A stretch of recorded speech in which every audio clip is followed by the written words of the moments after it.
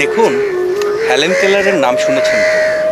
আমেরিকার খুব খ্যাতনামা লেখক, জন্মান্ত, জানেন তো?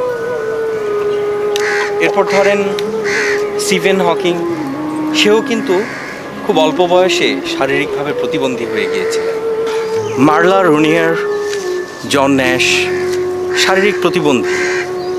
তারা পৃথিবীকে অনেক কিছু দিয়েছেন, আর আমি সামান্য ভালোবাসাটুকু করতে পারবো না?